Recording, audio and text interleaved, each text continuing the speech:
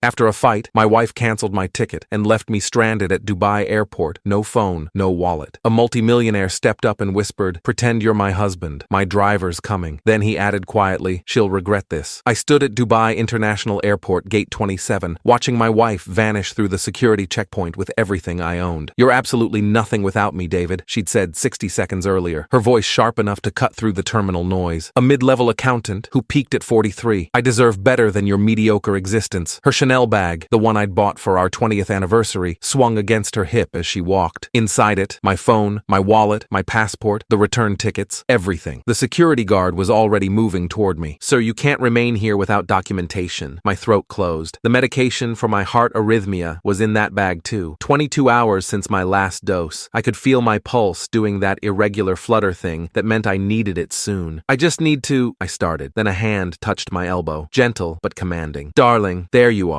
The voice belonged to a man in his early 60s, impeccably dressed in a charcoal suit that probably cost more than my car. Salt and pepper hair, steel gray eyes that had seen things. "The driver has been waiting for 10 minutes. He smiled at the security guard with the easy confidence of someone who'd bought and sold airports before breakfast. "My husband gets confused after long flights," he explained, his accent British adjacent but with something else underneath. "Come along, love." He steered me firmly toward the exit. The guard stepped back without a word. We walked in silence through the terminal, past luxury shops and business lounges, until we reached the arrivals hall. A black Mercedes S-Class with diplomatic plates waited at the curb. "Get in," he said quietly, before they realize I just committed international document fraud for a complete stranger. "Why would you?" "Because I watched your wife humiliate you for 6 full minutes while you stood there taking it like a punching bag." He opened the rear door. "My name is Rashid Khoury. I own the 3rd largest private equity firm in the Middle East, and your wife just made the last mistake of her comfortable little life." The car pulled into Dubai traffic, and I realized I was shaking. I'd met Amanda 15 years ago at a professional conference in Boston. She was 28, working in pharmaceutical sales, stunning in the way that made men stupid. I was 38, recently divorced, still paying off student loans from my MBA. She told me I was different from the finance bros she usually dated. Mature, stable, safe. We married 8 months later. For the first 5 years, things worked. She traveled for work. I managed portfolios for a mid-tier investment firm. We had a house in the suburbs, decent cars, annual vacations, normal. Then her father died and left her $1.2 million.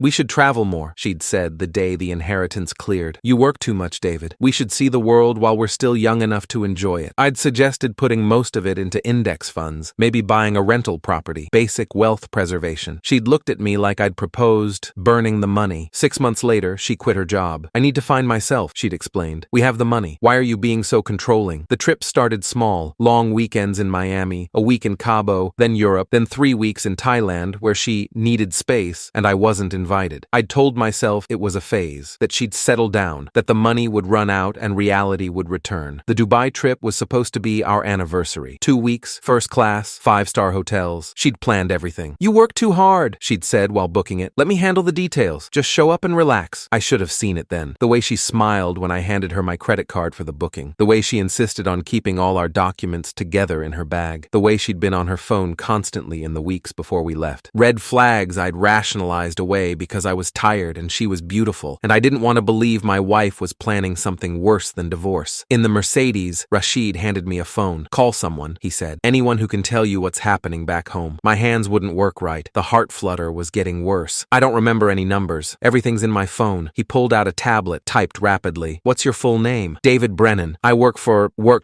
Meridian Capital Management in Boston." More typing. "Your brother is Thomas Brennan, listed as your emergency contact at your employer?" "Yes." Rashid dialed, handed me the phone. Tom answered on the second ring. "Hello? Tom, it's David." "Jesus Christ, Dave. Where are you? Amanda called 2 hours ago saying you had a psychotic break at the Dubai airport. She's filing emergency papers with the court. She says you're a danger to yourself and you gave her power of attorney before you left." The world tilted.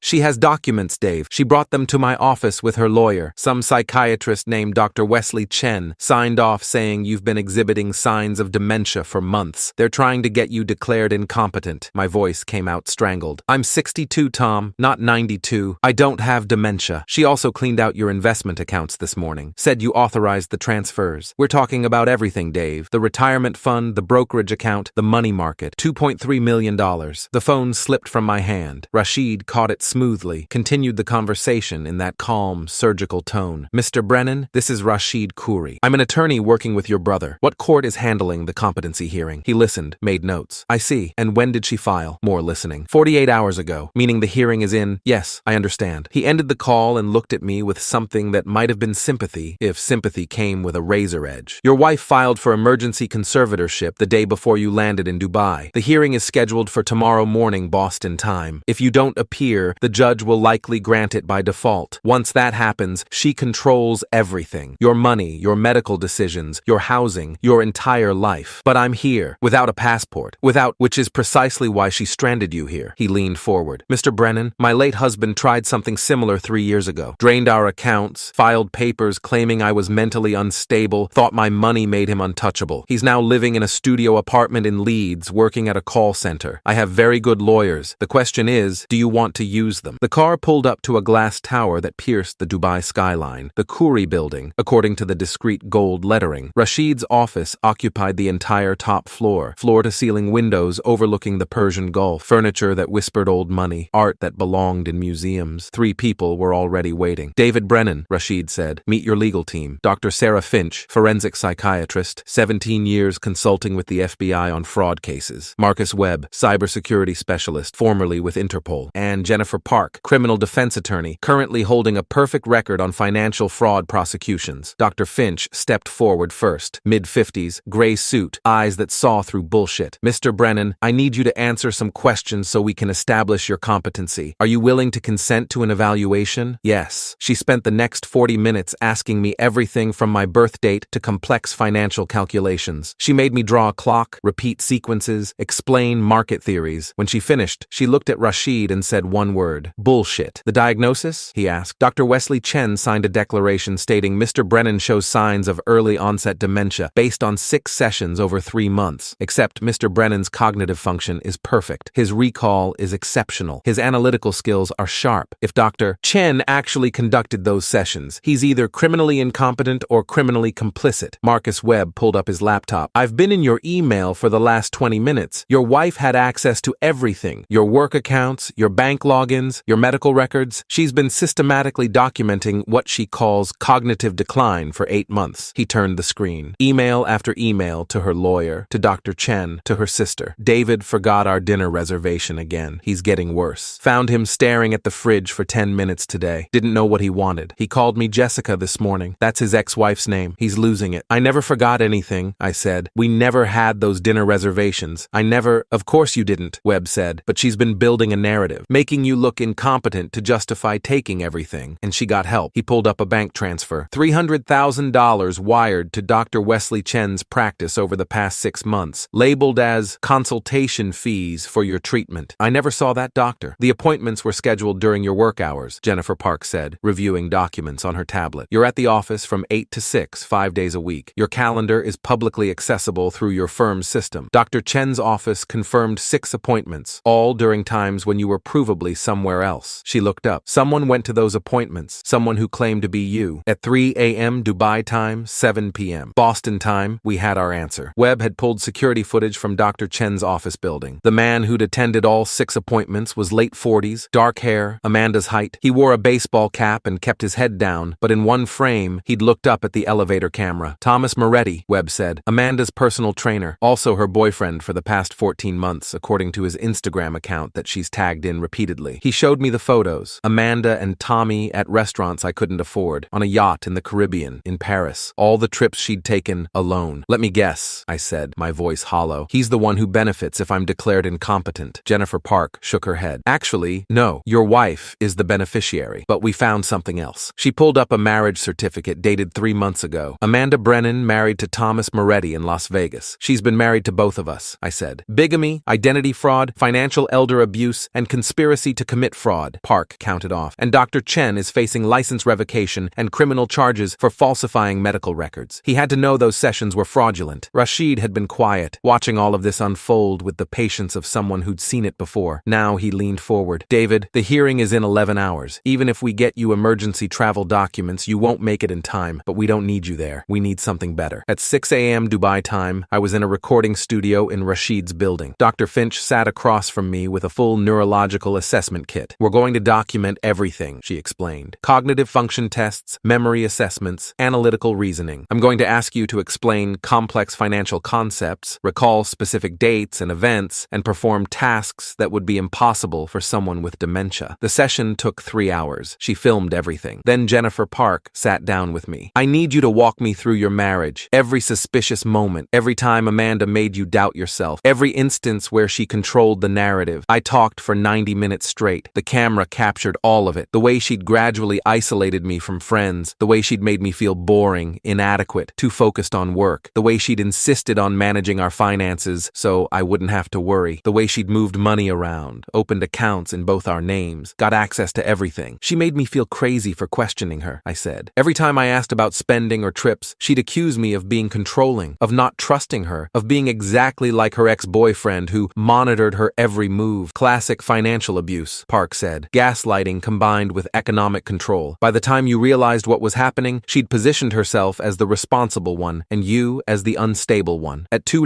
p.m. Dubai time, 6 a.m. Boston time, Jennifer Park stood in a Boston courtroom via video link. I watched from Rashid's office on a wall-sized screen. Amanda was there with her lawyer, a sharp-looking woman in her 50s. Thomas Moretti sat in the gallery, trying to look concerned. Dr. Chen was there too, looking nervous. The judge, Honorable Patricia Morrison, according to the placard, looked tired. Ms. Park, your client is not present? Your Honor, my client David Brennan is currently in Dubai, where he was deliberately stranded by his wife as part of an elaborate fraud scheme. With the court's permission, I'd like to submit evidence that will fundamentally alter the nature of these proceedings. Amanda's lawyer stood. Your Honor, this is irregular. Mr. Brennan failed to appear, which demonstrates exactly the kind of diminished capacity. Did you just say he was stranded? Judge Morrison cut in. Explain. Park played the airport security footage. Amanda taking David's documents. The audio of her calling him pathetic. David standing there, confused, elderly, alone in a foreign country. The courtroom went silent. Your Honor, I'm also submitting documentation of a pattern of financial abuse, identity fraud, and conspiracy. Park's assistant wheeled in 3 boxes of evidence. Mrs. Brennan has been systematically stealing from her husband while building a false narrative of incompetence. She hired an actor to impersonate him at psychiatric appointments. She falsified transfer authorizations. And she committed bigamy. She displayed the marriage certificate. Thomas Moretti and Amanda Brennan, married 3 months ago. Amanda went white. I have Dr. Sarah Finch standing by via video link, Park continued. She's a forensic psychiatrist who examined David Brennan this morning. She will testify that he shows 0 signs of cognitive decline. I also have security footage proving Thomas Moretti attended every appointment with Dr. Chen while David Brennan was at work. Judge Morrison's expression could have frozen nitrogen. Dr. Chen, you're in this courtroom. Is this true? Dr. Chen looked like he wanted to disappear. Your Honor, Mrs. Brennan assured me her husband was paranoid about doctors and asked her boyfriend to attend in his place so we could discuss. You diagnosed a man you never met with dementia and signed legal documents supporting a competency hearing? I was led to believe, bailiff, I want the medical board notified immediately. Morrison turned to Amanda. Mrs. Brennan, or should I say Mrs. Moretti, you're under arrest for fraud, bigamy, identity theft, and financial elder abuse. Your motion for conservatorship is denied with prejudice. Amanda's lawyer was already backing away, hands up. Your Honor, I was not aware of any fraudulent. Your client will be in custody, counselor. You may want to consider whether you wish to continue representation. Police moved forward. Amanda looked around wildly, saw Thomas trying to slip out the back door. Tommy, she screamed. Do something! He kept walking. The live feed cut to a conference room 3 hours later. Jennifer Park, looking satisfied, faced the camera. David, you're officially free. The conservatorship petition is dismissed. The FBI has opened an investigation into Amanda, Thomas Moretti, and Dr. Chen. Your accounts are frozen pending full forensic review, but you'll get everything back. She can't touch any of it now. What about the bigamy charge? I asked. That's federal. She's looking at 5 to 10 years, possibly more with the elder abuse statutes. Thomas is facing charges for identity fraud and conspiracy. Dr. Chen will lose his license and face criminal charges for falsifying medical records. She paused. There's something else. We found emails between Amanda and her sister discussing the plan. They called it early retirement. The goal was to have you declared incompetent, move you to a state facility, sell all your assets, and disappear with Thomas. They had plane tickets to Costa Rica for next week. I felt nothing, just a vast, cold emptiness, where 15 years of marriage used to be. How did you find all this so fast? I asked. Rashid appeared on screen. Because I've lived this, David. My husband, my late husband as of our divorce, tried the exact same playbook, convinced people I was unstable, drained accounts, filed papers, papers. The only difference is he underestimated how many favors I could call in. He smiled without warmth. I made some calls after we met, to former colleagues at Interpol, to friends in financial forensics, to attorneys who specialize in elder abuse. We built your case in 12 hours because we knew exactly where to look. Why help me? You don't know me. Because I believe in poetic justice, Rashid said. Your wife thought she was clever. She thought she'd found the perfect victim, a decent man who wouldn't fight back, who'd take the humiliation quietly. She was wrong. A week later, I stood in Rashid's office again, this time with my brother Tom, who'd flown in from Boston. On the desk sat my passport, wallet, phone, and a wire transfer confirmation for $2.3 million. Every dollar Amanda had stolen, plus damages and interest. The federal prosecutor wants you back in Boston for the trial, Jennifer Park said via video. Amanda's lawyer is trying to negotiate a plea deal, but given the evidence, they're not getting anything under 7 years. And Dr. Chen? Medical license revoked, criminal trial pending. He's facing up to 15 years for fraud and conspiracy. Turns out you weren't his only fake patient. He's been running this scam with Amanda for 3 years, targeting wealthy older men. You're victim number 4. Tom whistled. Jesus. Thomas Moretti rolled on both of them, Park continued. He's cooperating fully in exchange for a reduced sentence. Gave us everything. Texts, emails, recordings of planning sessions. He was apparently the one who suggested stranding you in Dubai. Said it would be cleaner than having you die in an accident. My blood ran cold. They were planning to kill me? There's evidence of discussions, but nothing concrete enough to charge them with attempted murder. Just conspiracy to commit fraud and the bigamy charge. Still, it's enough to put them both away for a very long time. That evening, Rashid invited me to dinner at his penthouse. The view stretched across Dubai, lights spreading to the horizon like fallen stars. What will you do now? He asked, over wine that cost more than my monthly salary used to be. I don't know, I admitted. Go back to Boston, rebuild, try to figure out how I missed all the signs. You didn't miss them, Rashid said. You trusted someone who weaponized that trust. That's not a failure. That's being human. He poured more wine. I have a proposition. My firm handles international investments, primarily in emerging markets. We need someone who understands American financial systems, someone with your analytical background. We need someone who won't be impressed by luxury or status, someone who's been through hell and came out the other side. You're offering me a job? I'm offering you a partnership. 20% equity, full autonomy on American portfolio strategies, salary in line with your expertise. Dubai or Boston, your choice. And before you say no because you think this is charity, it's not. I watched you on those cognitive tests. I read your analysis of the tech sector you gave to my business partners. You're brilliant. You were just married to someone who needed you to think you weren't. 3 months later, I stood in a Boston courtroom watching Amanda Brennan, still legally my wife until the divorce finalized, receive her sentence. 7 years for fraud, 3 years for bigamy, to run consecutively. Restitution of $2.3 million plus punitive damages of $500,000. She looked smaller in the orange jumpsuit, older. The designer clothes and perfectly styled hair were gone. Just a middle-aged woman who'd gambled everything on a con and lost. She looked at me once as they led her away. I couldn't read her expression. Regret, hatred, disbelief. I felt nothing. Thomas Moretti got 5 years. Dr. Chen got 12. Turns out defrauding 4 elderly men and falsifying medical records carries serious weight. Outside the courthouse, reporters waited. Jennifer Park handled them smoothly, explaining the case, the conviction, the precedent it set for prosecuting financial elder abuse. Tom walked me to the car. You okay? Yeah, I said, and meant it. My phone buzzed. Text from Rashid. Contract signed with the Shanghai partners. Your portfolio strategy was perfect. Well done. Another text. Also, Amanda's assets were seized by the court. They're auctioning her art collection next month. I'm buying the Hermes bag, having it melted down. Thought you should know. I laughed for the first time in months. 1 year later, I sat in my Dubai office,